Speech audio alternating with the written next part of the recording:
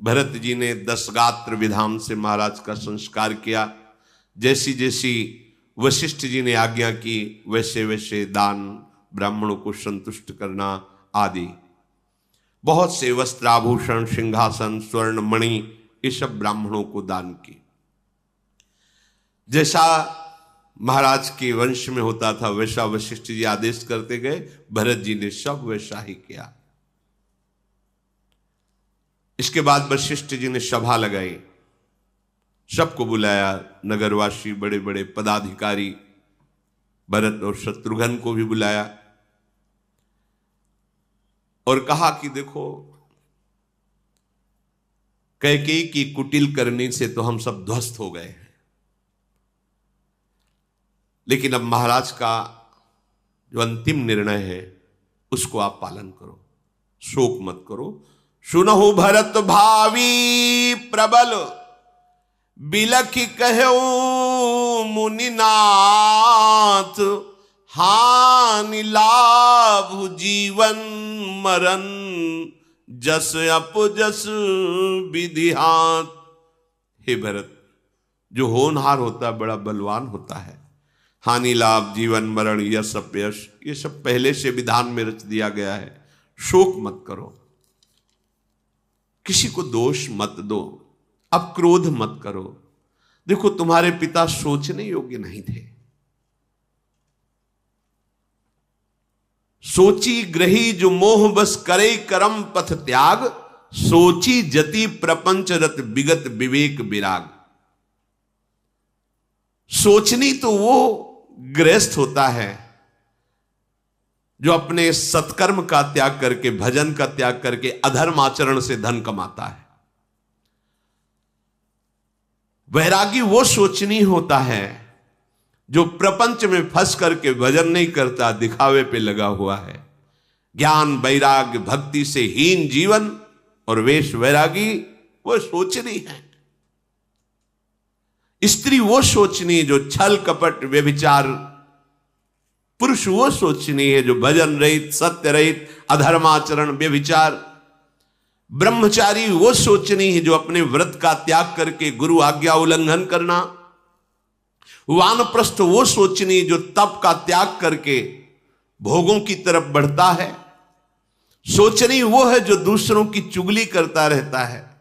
सोचनी वो है जो क्रोध करके अपने माता पिता गुरु का अपमान कर देता है। सब प्रकार से सोचनी वही है जो अनिष्ट करने की वृत्ति अंदर रखता है, जो मिले उसका अहित करे, अनिष्ट करे, केवल अपने शरीर के पोषण के लिए, निर्दयी स्वभाव, ये सब सोचनी है। महाराज दशरथ सोचनी नहीं। 14 भुवनों में भरत तुम्हारे पिता जैसा न हुआ, न है, न होगा। कहु तात के ही भांति को करी बड़ाई तासु, राम लखन तुम शत्रुघ्न सरिस सुवन सुचि जासु। महाराज की कैसे बड़ाई की जाए, जिनके पुत्र भगवान राम हैं, लक्ष्मण हैं, तुम और शत्रुघ्न हो, भला इनके जैसा कौन हो सकता है। इसलिए विषाद नहीं, महाराज की अंतिम आज्ञा का पालन किया जाए। महाराज ने पहला वरदान दिया कि तुम्हें राज तिलक हो, दूसरा वनवास। राम जी ने आज्ञा का पालन किया वनवास में, अब तुम तैयारी करो और हम सब मिलकर अयोध्या का राज तिलक करते हैं। आप राजा पद पर बैठकर प्रजा का पालन करो, माताओं की सेवा करो, इससे प्रभु श्री राम को भी सुख मिलेगा। अब उचित अनुचित विचार करने का नहीं, आज्ञा पालन करने का समय है। जब प्रभु को पता चलेगा कि अयोध्या नरेश के पद पर भरत को तिलक किया गया तो बहुत सुखी होंगे। मैं उनके स्वभाव को जानता हूं। वशिष्ठ जी ने कहा, कौशल्या जी ने भी कहा कि बेटा जो गुरुदेव कह रहे हो वही बात मानो। अब पूरी प्रजा दुखी, यदि आप राजा बनोगे, जब तक प्रभु नहीं आते हैं तब तक आप राज्य करके प्रजा को सुखी करो। इसके बाद हम जानती है तुम्हारे स्वभाव को, वो राजपद तुम राम को दे देना। गुरु आयस हाथ जोड़ करके पूर्ण करना चाहिए, अर्थात गुरु आज्ञा को नतमस्तक होकर तत्काल पालन में तत्काल तुम वैसा करो। जो गुरु आज्ञा का पालन नहीं करता उसकी गति विषाद युक्त होती है, वो दुख को प्राप्त होता है। माता की वाणी सुनकर भरत जी सभा में खड़े हुए, दोनों हाथ जोड़े, आंखों से आंसू चल रहे, उत्तर देने की सोच रहे हैं पर बहुत संभालना पड़ रहा है, मतलब इतना दुख हो रहा है ये बात सुनकर। गुरुदेव, माता, मंत्री, प्रजा सभी की तरफ हाथ जोड़ करके प्रार्थना की और कहा आप लोगों ने जो शिक्षा दी बहुत अच्छी दी, बहुत अच्छी शिक्षा दी। मेरे लिए यही शिक्षा है, राम विरोधी का यही सम्मान है। मेरे प्राणाराध्य प्रभु नंगे पैर वनवास और मैं अयोध्या का राजा, अच्छी शिक्षा दी। पित सुरपुर सिय राम बन और करण कहो मोहि राजु, यही ते जानो मोर हित कयापन जड़ काज। हाँ, ये मेरा भाग्य है, आप जैसा आदेश कर रहे हैं, इससे प्रजा सुखी होगी, हम सुखी हो जाएंगे।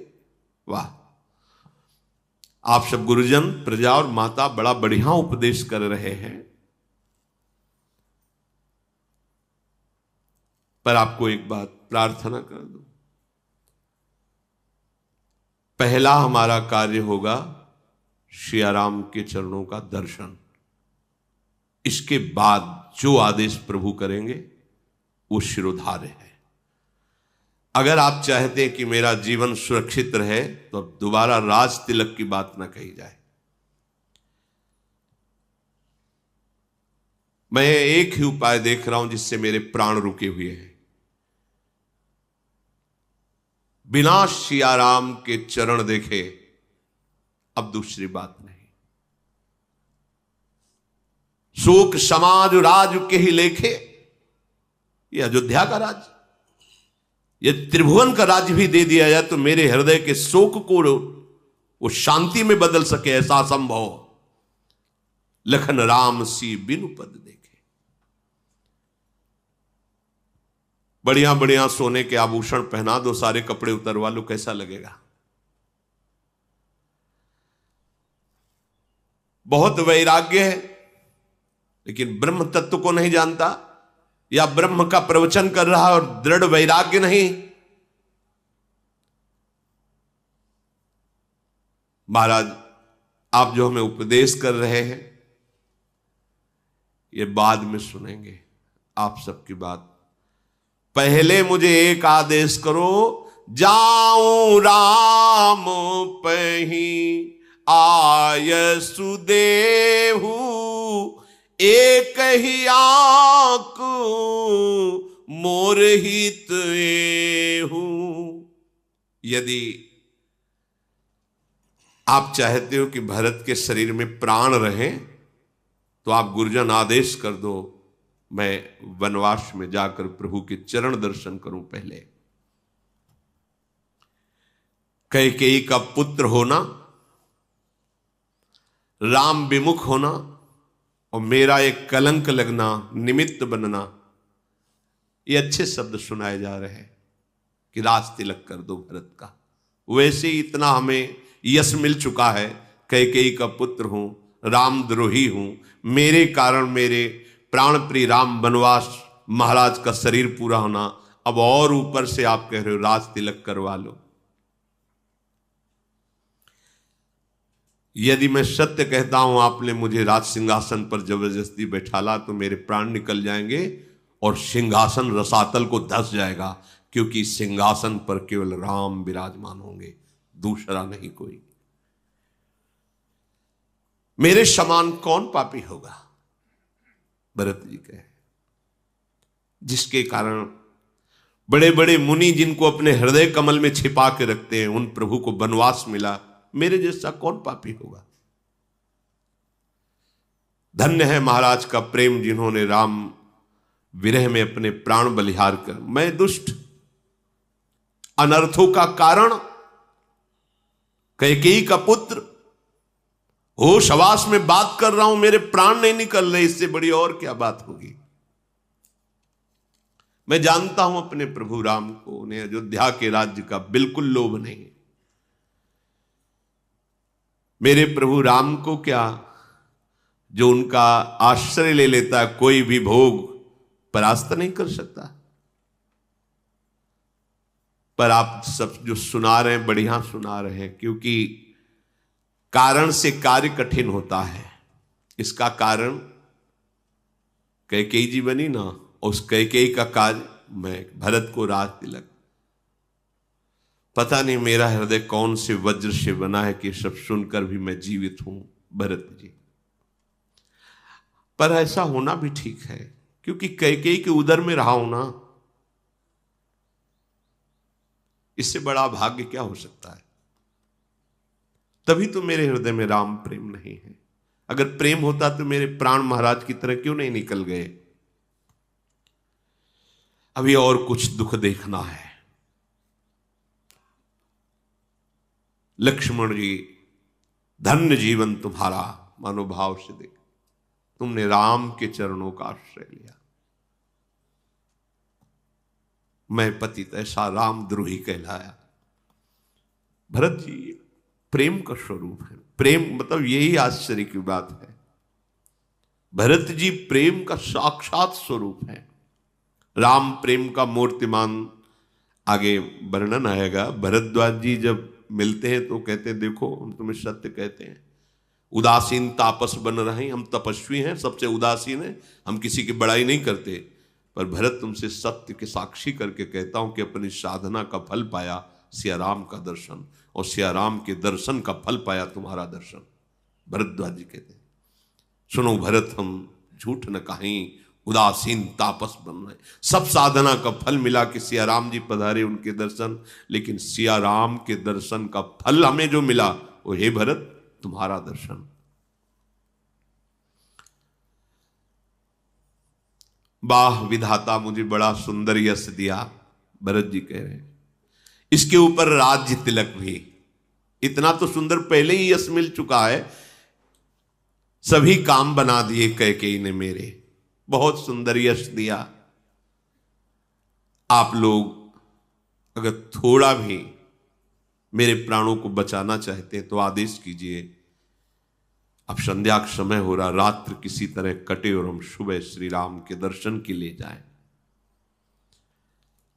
आप लोग तो ऐसे कर रहे हैं जैसे किसी को पिशाच लग गया हो, ऊपर से उसके ऊपर वायु रोग हो, गठिया बात, फिर ऊपर से उसके ऊपर सैकड़ों बिच्छू से डंक मरवा दिया गया हो, फिर उसे मदिरा पिला दी जाए, ऐसा आप लोग कर रहे हैं। भरत जी कैकेयी का पुत्र कहला करके बहुत बड़ा यश प्राप्त कर लिया, उसके ऊपर विधाता ने राम वनवास का निमित्त मुझे बनाया, कितना यश दिया, और उसके बाद पिता के मरण का यश मेरे को ही मिला। अब राज तिलक का यश दे करके आप हमारी, सब लोग विकल हो रहे हैं भरत जी की बात सुन करके। किसको क्या कहूं, कोई सुनता है मेरी? भरत जी कह रहे, हां मेरा हित तो केवल एक कैकेयी ही जानती है और अयोध्या में कोई नहीं जानता है, और कौन मेरा हित कर सकता है।